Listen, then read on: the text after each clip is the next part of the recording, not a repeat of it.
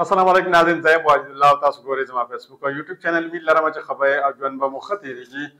دا وخت چې د پاکستان څونه خلک دي هغه ډېر زیات کنفیوز شوي دي او د هغې وجه دا ده چې د پاکستان کومه پولیټیکل لینډسکیپ دی په هغې کې ډېره غټه تبدیلي راغله ده او په هغې کې ډېر هر څه روان دي. د هغې د وجې نه د پاکستان چې څونه عوام دي هغه ډېر زیات کنفیوز شوي دي، ځکه چې د رژیم چینج اپریشن نه بعد موږ ګورو د پاکستان چې څونه عوام دي او د پاکستان تحریک انصاف هغه تر اوسه پورې ډېر زیات ډیپریس شوی دي، یعنې هغه ډېر زیات په ټینشن کې دي. د دې د وجې نه په دې باندې به هم خبره کوو او د دې سره سره درته دا هم وایم چې پاکستان تحریک انصاف دپاره په دې وخت کې ډېر غټ امتحان دی او د هغه امتحان وجه دا ده د رژیم چینج اپریشن نه بعد که موږ خبره وکړو نو کم از کم عمران خان صاحب په میدان کې و او هغې میدان نه پرېښودو او هغه داسې په بهادرۍ سره په میدان کې ولاړ و چې په هغې پسې شاته د پاکستان دا څونه عوام چې دي هغه ولاړ وو. خو اوس په دې موجوده ټیم کې موږ خبره وکړو او د پاکستان د تحریک انصاف چې کومه موجوده لیډرشپ دی دا اوس په میدان کې هم نه ودرېږي او په دې باندې ډېر قسمه سوالونه داسې دي چې پرې د عوام هم کوي او د پاکستان تحریک انصاف خلک پرې هم کوي، یعنې دوی دا وخت په میدان کې هم ثابت قدم نه دي ولاړ او هغه وخت کې عمران خان صاحب په میدان کې په ثابت قدمۍ سره ولاړ و. عمران خان صاحب په وخت کې یو بله خبره دا کړې وه چې دا د اعصابو جنګ دی او د اعصابو دا جنګ چې چا وګټلې نو هغه به یقینا کامیاب وي. د هغې نه بعد بیا د عمران خان صاحب خپې باندې ګولۍ ولګېده. د هغې نه بعد چې هغوی زخمي شو د هغې نه بعد هغوی زمان پارک ته لاړه او زمان پارک کې بیا د هغې نه بعد هغوی یوټیوبران راوغوښتو او دغه یوټیوبرانو سره خبرې کولې. د خبرو په دوران کې هغوی دا بیا وویلې یو ځل چې دا د اعصابو جنګ دی او د اعصابو دا جنګ چې چا وګټلې یقینا هغه به کامیاب وي. او عمران خان صاحب ویلې چې دا ځل تقریبا زه په دې کې کامیاب شوی یم او د اعصابو دا جنګ ما ګټلی دی. یعنې دا خو د عمران خان صاحب وینا وه. نو که موجوده وخت کې موږ ګورو د پاکستان تحریک انصاف لیډرشپ چې کوم دی دا د اعصابو په جنګ کې ډېر زیات کمزوری دی او داسې څوک پکې شته دی هم نه چې د عمران خان صاحب شان ته د اعصابو دا جنګ کنټرول کړي او اعصاب چې کوم دي دا خپل په کنټرول کې واخلي. یقینا دوی ډېر زیاته کمزوري شوي دي او د هغې ډېر وجوهات دي ځکه چې نو خو دوی د عمران خان صاحب په شان ته کېدلی شي او نه د عمران خان شان ته په کس په دوی کې موجود دی. دا وخت یو دا خبره هم کېږي چې د پاکستان تحریک انصاف ډېر کسان داسې دي چې هغه د اسټبلیشمنټ سره په رابطه کې دي او دا کلیم هم شوی دی ځکه چې موږ ګورو عالي امین ګنډاپور صاحب مسلسل د خیبر پښتونخوا په اسمبلۍ کې دا کلیرنس ورکوي، قسمونه خوري چې زه د اسټبلیشمنټ سره په رابطه کې نه یم او ما د هغې سره هېڅ قسمه ډیل نه دی کړی. خو بیا هم دا خلک چې دي په دوی باندې یقین نه کوي. د دې سره سره چې کومه د پاکستان تحریک انصاف موجوده لیډرشپ دی په هغې باندې هم خلک ډېر سوالونه چوتوي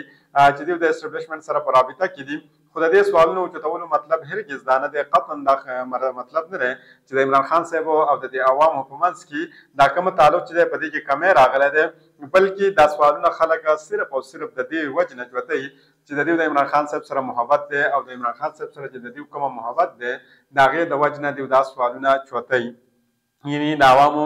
رابطه چې کومه ده دا د عمران خان صاحب سره اوس هم ډېره زیاته مضبوطه ده. د دې سره سره د عمران خان صاحب د ملیټري ټرایل په حوالې سره هم ډېر خلک خبرې کوي چې د عمران خان صاحب به ملیټري ټرایل وي او نن یو کس د دې په حوالې سره یو کلیم کړی دی هغه زه هم ستاسو مخې ته ږدم. نو ټول ناول راځو د بیرسټر ګوهر صاحب په حوالې سره درته وایم چې کله د خیبر پښتونخوا هاوس چې دی دا سیل کړی شو باره موږ لیدل چې رینجر هم ولاړو خو بیرسټر ګوهر صاحب چې دی هغې بهترین کوټ ټای هر څه اچولي او ښه په موضوع کې راغی او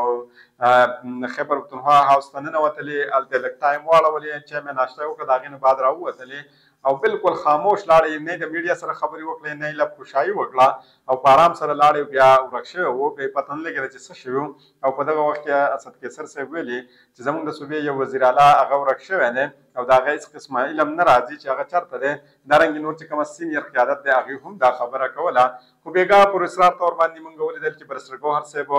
په یو میډیا چینل باندې رونما شو، یعنې په یو میډیا چینل باندې مخې ته راغی او دا میډیا چینل ARY نیوز وه. د کاشف عباسي صاحب په شو کې دوی رامخامخ شو او په دې کې دوی ډېرې خبرې کړلي. لاول خو د دې دا ګفتګو زه ستاسو مخې ته ږدم خو د دې سره سره درته دا هم وایم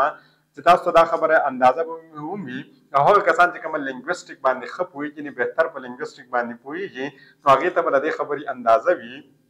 چې پرون څرنګه بیرسټر ګوهر صاحب دا خبرې کړلي نو د دې یو لفظ چې کومه دی دا چې کومه دی ځان له یو ستوري بیانوي ځکه چې بیرسټر ګوهر صاحب لهجې ته که موږ وګورو نو د ده لهجه بالکل پوره د پښتنو په شان ده. خو لکه بېګا چې د څنګه دا سکریپ او د ستوري یاده کړې وه داسې ښکاره کېده چې په دې سکرپټ باندې د 2 ورځې 3 ورځې یا 4 ورځې یا 5 ورځې د مهنت کړی دی ځکه چې الفاظ د څرنګې د خولې نه د راوتلې نو پای کې دا اړو اندازه نه لګېده چې دا بریسټر ګوهر صاحب چې دی دا د اردو الفاظ وایي یعنې دا بالکل داسې لکه د اردو نیټیو سپیکر چې وي د هغې سره سره د چې کومه د انګلیش الفاظ دلته استعمالول دغې هم داسې اندازه ښودله ځکه داسې پرله پسې د دا الفاظ په یو بل پسې استعمالول چې د هغې نه اندازه لګېده چې دا بریسټر ګوهر صاحب چې دی په دې باندې ښه بهترین پریکټس کړی دی او ښه ډېر وخت یې په دې باندې هغه ریهرسل چې ورته که موږ وایو چې دا هغې کړی دی هغې چې آغاز کوي نو هغه لاول نټون ناول خو هغې چې کومه علي امین ګنډاپور صاحب کومه سټوري کومه کهاني کومه سکرپټ هغې جوړ کړی او د خیبر پښتونخوا په اسامبلۍ کې ویلو چې بغیر پیسو د 12 ضلعې کراس کړل دی پېښور ته را رسېدل بریسټر ګوهر صاحب په نټون نه اول د هغې توثیق کوي او هغه دا خبره مني چې یقینا علي امین ګنډاپور صاحب چې کومه خبره کوي دا بالکل صحیح کوي او په دې کې شک نشته د هغې نه بعد دا خبره کوي چې اول ځل زه کله خیبر پښتونخوا هاوس ته رالم نو ما وکتل چې هلته علي امین ګنډاپور صاحب ماته میلاو نه شو او پولیس منډې وایي کله هغه دروازې لځي کله هغه دروازې لځي کله هغه دروازې لځي د هغې نه بعد داسې کېږي چې د پولیسو او موږ ټول هلته په دې خبره باندې زموږ یقین او رایه راځي چې یا د علي امین ګنډاپور صاحب د دې هاوس نه چې کومه دی یعنې د خیبر پښتونخوا هاوس نه یا تښتېدلو کې کامیاب شوی دی یا دی دلته چېرته موجود دی یعنې چې دا پولیس یې ګوري او بدځي کې پسې منډې رامنډې وهي دا خو دلته دا خبره کوي خو دلته یو سوال دا پیدا کېږي چې آیا علي امین ګنډاپور صاحب په دې خیبر پښتونخوا هاوس کې دی یا د ځای نه د تښتېدو نه کامیاب شوی دی ځکه چې د دې سټورۍ آغاز چا کړی و محسن نقوي صاحب کړی و محسن نقوي صاحب پسې دغه سټوري بیا سیم چا ویل وه بیا پسې خیبر پښتونخوا وزیر اعلی علي امین ګنډاپور صاحب ویله او دا ځل پسې بریسټر ګوهر صاحب چې دی هغې د دغې تصدیق وکړو چې واقعي هغې د دې کنټینیویشن وکړو خو خبره دلته دا پیدا کېږي چې بریسټر ګوهر صاحب ته د دې هر څه علم و نو دې سینیر قیادت چې د خیبر پښتونخوا یا د پاکستان تحریک انصاف نور دی هغوی ته ولې دا خبره نه کوله ځکه که موږ دغه خبره وکړو د خیبر پښتونخوا او د پاکستان تحریک انصاف د سینیر قیادت او د سینیر شخصیت چې هغوی دا خبره کوله چې زموږ وزیر اعلی چې کومه دی دا ورک شوی دی او د هېڅ پته نه لګي د غیب دی او د هغې سره زموږ چې کومه سابقه سپیکر دی قیصر صاحب اسد قیصر صاحب هغوی ویلې چې وزیر اعلی ورک دی دارنګې نور سینیر قیادت هم دا خبره کوله چې زموږ وزیر اعلی ورک دی نو بریسټر ګوهر صاحب دوی ته دا ولې نه ویل چې دا دلته دی یا په تښتېدو کې کامیاب شوی دی بل طرف ته یو دا خبره هم مخکې راغلی دی چې د خیبر پښتونخوا پولیس چې کومه دي هغه په ګیره کې اخیسته دي دا ټول خبرونه هلته را روان وو هغې بیا دا خبره وکړه چې په 2 منټ کې بیا دویم خبره هغه دا وکړه چې زما ته کله دا پته ولګېده چې د خیبر پښتونخوا وزیر اعلی چې کومه دی دا ګرفتاره شوی دی نو د هغې نه بعد ما دا کار وکړو چې زه په 2 منټه کې راووتلم او 2 منټه خیبر پښتونخوا هاوس طرف ته روان شوم ما خپل کمپیوټر هم بند نه کړ او د هغې وجه دا وه چې مخکینۍ واقعه ماته یاده وه او بیا زه چې په لارې باندې تلم نو لارې بندې وې او بیا ماته هلته یو اے سی صاحب یعنې اسسټنټ چې دی هغې ماته میلاو شو د هغه هادي نوم و او بیا دغه رنګ هغه ولې دا پښتانه سپیکرانو یعنې ډېرې قصې هغې وکړې نو بیا یې دا وویل چې دوباره زه رالم او په 3م ځل باندې رالم او بیا مې دا ملاقاتونه وشي یعنې هغه دا خبرې چې کومې دي مسلسل وکړې یقینا دا یو سټوري وه چې دوی د یو بل پسې پرله پسې کریټ کوله او کوشش یې کاوه خو په دې وخت کې ځینې خلک دا دی چې هغه د علي امین ګنډاپور صاحب په حوالې سره د دې خبرې دا رایه لري چې هغوی د مقتدره سره څه نه څه خبرې شوي دي او د هغې سره دا رایه هم لري چې په دې کې اوس عمران خان صاحب د دوی سره ملګری دی او دا د عمران خان صاحب په مرضۍ باندې کېږي نو زه خو یقینا په دې باندې په خپله یقین نه لرم د هغې وجه اصل دا ده چې تاسو لیدلي وو چې عمران خان صاحب داسې کس دی چې هغه هېڅ قسمه خبرې ته ډیل کولو ته تیار نه دی د هغې سره سره مراد سعید صاحب چې دی هغه هم ابوالرضا په خپل ټویټ کې دا ویلي وو چې عمران خان صاحب خپل مجرمان خو معاف کولی شي خو ستاسو مجرمان چې کوم دي دا نشي معاف کولی د قوم مجرمان نشي معاف کولی د دې نه دا خبره ښکاره ده چې عمران خان صاحب هېڅ قسمه ډیل ته د ډیل کولو دپاره تیار نه دی دا خبره دلته د دې وجې نه هم ښکاره کېږي چې یقینا علي امین ګنډاپور صاحب یا د هغه سره د هغه د بچ کولو چې کومه خلک سوچ لري یقینا د دوی دې سوچ کې څه نه څه کمی شته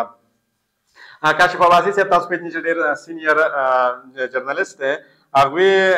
یو کلیم کړی دی او دا کلیم د دوی ستاسو د مخې ته ږدم ځکه چې دوی دروغ به یقینا نه وي ویلي هغې ویلي چې په تېر شوو 30 ګنټو کې د پاکستان تحریک انصاف او د اسټبلیشمنټ په منځ کې یو های لیول مذاکرات یو دور تېر شوی دی او هغه دا پی ټی آی ته دا لګېږي چې دا یو سنجیده کوشش دی یعنې د پی ټی آی ذاتي رایه دا چې دا یو سنجیده کوشش دی او دا یو سنجیده کوشش د پرمختګ دپاره دی خو یقینا په دې کې ډېر سوالونه دا چېرته دا مونږ رښتیا وګڼو او مونږ وایو چې یقینا دا د پرمختګ دپاره دی نو اولنی سوال خو دا پیدا کوي چې بیا په عمران خان صاحب باندې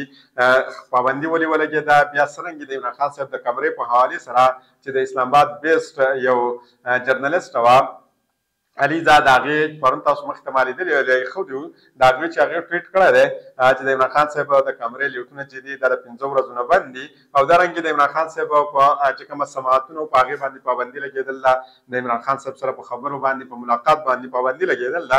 یقینا دا دلته ډېر شیزونه داسې ښیي چې دې نه اندازه لګي چې عمران خان صاحب هېڅ قسمه تعلق نشته د اسټبلیشمنټ سره ځکه چې رؤف حسن صاحب کله دا ویلي چې زموږ د پارټۍ دا پالیسي ده چې موږ به د اسټبلیشمنټ سره تعلقات ساتو یا به د هغې سره رابطه کوو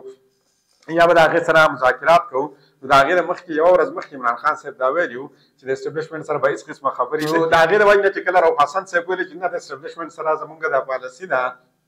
نو عمران خان صاحب د بریسټر د رؤف حسن صاحب په ځای باندې شیخ اکرم صاحب چې دی هغه یې جنرال سیکرټري جوړ کړو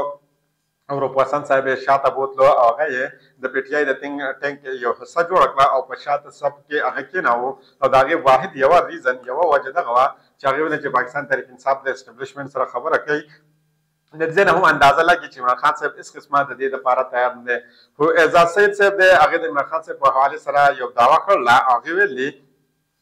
او یو پر خو هغه د اسټبلیشمنټ سره د پاکستان تحریک انصاف او د عمران خان صاحب د ټولو دعوو چې کومه ده تردید کوي خو د دې باوجود هغې دا هم وایي چې تحریک انصاف ټول څومره لیډرشپ چې دی هغه د اسټبلیشمنټ سره په رابطه کې دی خو عمران خان یو واحد کس دی چې د پاکستان تحریک انصاف چې هغه د اسټبلیشمنټ سره په رابطه کې نه دی او د هغه سره د اسټبلیشمنټ هېڅ قسمه خبرې نه کېږي او یقینا هغه کس چې دی هغه عمران خان صاحب دی یقینا عمران خان صاحب په دې وخت کې د پاکستان تحریک انصاف هغه واحد کس دی چې هغه د اسټبلیشمنټ سره په رابطه کې نه دی او خبرې نه کوي بل طرف ته خواجه آصف صاحب چې دی هغې هم یو ځل بیا پاکستان تحریک انصاف خبردار کړ هم دا او یو کلیم هغې هم کړی دی او هغه ویلي چې د عمران خان صاحب معامله به ملیټري کورټ ته هم تللی شي او عمران خان صاحب د ملیټري ټرایل هم کېدلی شي دا خواجه آصف صاحب او تاسو پوهېږئ چې خواجه آصف صاحب یو سینیر سیاستدان دی د پاکستان مسلم لیگ نون او یقینا د دې نه به نور سینیر د دې بل سیاستدان نه وي جسټس قاضي پایسا صاحب بالکل د الوداع خو راغلی دی یعنی هغه الوداع ورکولو والا وخت چې دی ډېر زیات نږدې شوی دی ځکه چې د آئیني ترمیم دا کومه ټاسک چې دی دا چې کومه کس ته ورکړی شوی دی د هغه نوم دی بلاول بټو صاحب او بلاول بټو صاحب ویل دی چې د 15 تاریخه پورې موږ ته هېڅ قسمه جلتي نشته چې آئیني ترمیم موږ پاس کړو او نه په موږ باندې څه بوج دی نه په موږ باندې څه زور شته دی چې موږ د آئیني ترمیم پاس کړو نو یقینا دلته تاسو ته دا اندازه لګي چې د قاضي پایسا صاحب ناکامه کوشش چې کومه ده دا لاړې او ضایع شوه د پی ټي آی سره یقینا دا چې کومه ده دا کومه خبر چې مخکې راغلی دی دا د پاکستان تحریک انصاف لپاره یو جعلسازي هم کېدلی شي ځکه چې یو طرف ته دا خبر راغلی چې پاکستان تحریک انصاف د سینیر رهنماګانو سره رابطې روانې دي کېدای شي دې ته یو شین باغ وښیي او دغه باغ د وجې نه دوی یو دم د خپل آئیني ترمیم چې دی دا پاس کړي او قاضي پایسا صاحب ته چې کومه ایکسټنشن هم ورکړي یعنې پاکستان تحریک انصاف دپاره دا هر څه کېږي ځکه چې عمران خان صاحب خاموش دی او د عمران خان صاحب په حوالې سره هېڅ قسمه خبر نه راځي نو دا یو دا ویل کېږي چې دا د پاکستان تحریک انصاف سره یو واردات هم کېږي زه په ذات خود دا ګڼم چې د رژیم چینج اپریشن نه پس څرنګه سچویشن چې د پاکستان تحریک انصاف لپاره جوړ شوی دی یقینا دا د پاکستان تحریک انصاف لپاره ډیل کول اوس ډېر زیات مشکله شوی دي چې پاکستان تحریک انصاف په یو ګول ځای کې دا یو په دایره کې راغونډ کړلي او اوس په دې دایره کې به دوی څرنګه ډیل کوي دا د پاکستان تحریک انصاف لپاره ډېر زیات اهم شوی دی په دې وخت کې او د پاکستان تحریک انصاف سره یو بل واردات چې کومه ده دا هم کېدلی شي او د دې یو منصوبه جوړېږي زیات خلکو دا هم سوچ دی چې عمران خان صاحب په دې هر څه باندې انبورډ دی خو یقینا په دې باندې یقین کول چې کومه ده دا وخت دا یقینا صحیح نه دي ځکه چې څرنګه عمران سعید صاحب خبره کړله څرنګه چې د عمران خان صاحب نیچر دی نو د هغې نه داسې ښکاره کېږي چې عمران خان صاحب په دې هر څه باندې انبورډ نه دی کوشش کوم د دې په حوالې سره چې مزید څه ډیټیل یا ستاسو مخې ته ږدم د بلې ویډیو پورې ماته اجازت راکړئ د الله په امان